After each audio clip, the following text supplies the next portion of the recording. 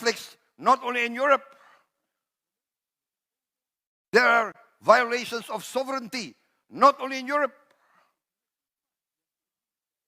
Ask our brothers in the Middle East, ask the Africans, ask the people of the Democratic Republic of Congo, how many countries invaded them?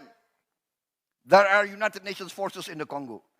So what I'm proposing is how we try to resolve this conflict. Selamat malam, salam sejahtera untuk kita semua. Kita tahu hari ini merupakan hari tahun politik ya. Ada 3 kandidat pemilihan Pilpres yang kita beredar selama ini. Yang pertama Bapak Prabowo Subianto, yang kedua Pak Ganjar, dan yang ketiga Pak Anies Baswedan ya. Kita tahu hasil survei hari ini, ada 2 lembaga survei besar yang telah merilis hasil surveinya. Yang pertama hasil survei Kompas. Kompas merilis dari elektabilitas 3 kandidat tersebut ada 3 urutan terbesar. Yang pertama adalah Pak Prabowo pada urutan pertama, yang kedua Ganjar pada urutan kedua, dan yang ketiga Pak Anies dalam urutan kedua. Tapi hasil rilis LSI hari ini face to face atau head to head antara Prabowo dan Ganjar Pranowo, Prabowo mendapatkan 50,8% dan Ganjar mendapatkan suara 43,2%, selisih 7%. Artinya head to head antara Prabowo dan Ganjar dimenangkan oleh Bapak Prabowo Subianto. Kita yakin sebagai relawan kita yakin Pak Prabowo apabila head to head dengan Ganjar Pranowo, Pak Prabowo akan menang. Head to head dengan Anies Baswedan pun Pak Prabowo akan menang. Yang paling penting bagi Pak Prabowo adalah bagaimana tetap menjaga sikap konsistensi perjuangan sesuai dengan yang telah dilakukan dia selama ini. Pak Prabowo adalah pemimpin yang kuat, pemimpin yang konsisten, pemimpin yang punya komitmen dalam membangun bangsa ini, membangun rakyat ke depannya. Berharap ya dengan kemenangan Pak Prabowo mendatang, Indonesia itu akan lebih maju, Indonesia akan lebih makmur, dan Indonesia akan dihitung oleh dunia internasional. Dengan hasil survei yang baru saja dirilis oleh lembaga survei Indonesia, lingkaran survei Indonesia ini, Pak Denny JA ya, saya pikir relawan harus tetap konsisten, harus tetap bersemangat. Dan ini menjadi semangat baru bagi kita bahwasanya memang kemenangan Pak Prabowo pada pemilu 2024 sudah di depan mata. Jangan sampai terlena dan jangan sampai terbuai. Kemenangan tidak boleh kita merasa mengecilkan lawan. Yang paling penting adalah tetap melakukan konsolidasi, tetap menjaga jaringan dan tetap menjaga basis, tetap memperjuangkan aspirasi rakyat, dan ke depan kita berharap Indonesia akan lebih maju ya.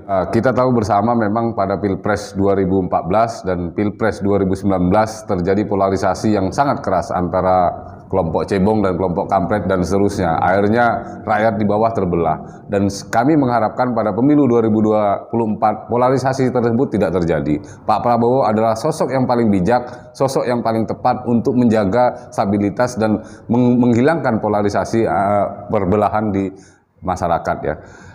Pak Prabowo kita tahu hari ini beliau menyarankan jangan juga menyerang kubu lawan, misalnya Pak Ganjar kita serang, Pak Anies kita serang. Mereka adalah kader-kader terbaik bangsa. Marilah kita melakukan kompetisi dengan sehat, kompetisi yang mengedepankan kinerja, kompetisi yang mengedepankan strategi untuk kemajuan Indonesia bersama. Semua adalah saudara. Jadi pertarungan Pilpres bukan sebuah pertarungan harga mati. Siapapun yang menang nanti dalam Pilpres, mari kita dukung bersama. Ini adalah untuk kemajuan kita bersama. Bangsa Indonesia akan maju kalau rakyatnya bisa bersatu. Jadi pertarungan Pilpres ini bukan semata-mata sebuah peperangan, tapi hanya pertarungan untuk mencari figur terbaik bangsa Indonesia. Dan saya yakin figur terbaik bangsa Indonesia untuk Pilpres 2024 ini Pak Prabowo lah pemimpin yang paling tepat. Beliau bukan hanya pemimpin yang paling tepat untuk Indonesia, tapi beliau sudah pemimpin yang punya standar internasional. Beliau sangat layak untuk menjadi pemimpin dunia. Standar kualitas Pak Prabowo itu adalah bukan hanya pemimpin Indonesia, tapi standar kualitas pemimpin dunia. Iklim dunia internasional hari ini memanas, geopolitik internasional hari ini memanas. Telah terjadi perang antara Ukraina dan Rusia. Telah terjadi iklim yang sangat panas di Laut Cina Selatan ya. Kita tahu selalu terjadi gesekan di Laut Cina Selatan. Bahkan akibat perang dan situasi memanas ini ancaman di depan mata krisis pangan dunia. Dan tidak menutup kemungkinan akan terjadi perang dunia ketiga. Saya pikir Indonesia untuk ke depan 2024 membutuhkan pemimpin yang kuat, pemimpin yang mengetahui terkait geopolitik internasional dan geopolitik regional. Pak Prabowo sosok yang paham akan militer, Pak Prabowo sosok yang tegas, sosok yang bijak, dan saya yakin dengan Pak Prabowo menjadi presiden 2024, Indonesia akan dihitung oleh dunia internasional dan Pak Prabowo akan mampu menyelesaikan konflik-konflik internasional. Itu yang pertama. Yang kedua, memang Indonesia itu membutuhkan sosok pemimpin yang mengetahui betul persoalan perekonomian. Kita tahu bersama hari ini Pak Prabowo itu adalah cucu dari Pak Margono, pendiri Bank BNI, anak dari Hasyim Joyokusumo, Begawan Ekonomi Indonesia. Dan Pak Prabowo dalam beberapa literatur yang dibuat oleh beliau, beberapa buku yang dibuat oleh beliau, beliau paham betul terkait perekonomian, bagaimana memajukan Indonesia, bagaimana meningkatkan taraf hidup masyarakat tanpa harus bergantung pada pemilik modal. Saya yakin Indonesia akan lebih maju, rakyatnya akan lebih makmur dan sejahtera dengan konsep perekonomian yang hari ini dimiliki oleh Bapak Prabowo Subianto. Jadi sosok pemimpin Indonesia ini yang dibutuhkan hari ini adalah sosok pemimpin yang mandiri, yang tegas. Pak Prabowo kita tahu hari ini dia adalah sosok yang paling mandiri di antara kandidat-kandidat yang lain. Beliau seorang ketua umum partai, beliau mempunyai harta yang sudah lumayan banyak, ya, nggak perlu lagi butuh harta dan nggak perlu lagi cari harta.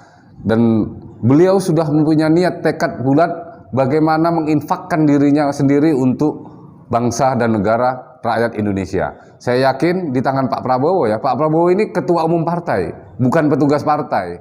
Jadi kalau Pak Prabowo jadi Presiden Republik Indonesia, nggak ada lagi yang ngatur orang-orang di belakang Pak Prabowo. Pak Prabowo mandiri. Saya yakin ketegasan, kejujuran, keikhlasan beliau seperti apa yang dikatakan sama Gus Dur beberapa tahun yang lalu. Almarhum Gus Dur mengatakan Pak Prabowo ini orang yang paling tulus berjuang untuk Republik ini. Dan pada akhir usianya Pak Prabowo dikatakan oleh almarhum Gus Dur akan menjadi presiden. Saya yakin pada pemilu 2024 ini Pak Prabowo akan menjadi presiden. Hampir 4 tahun Pak Prabowo masuk di kabinet Pak Jokowi sebagai Menteri Pertahanan Keamanan.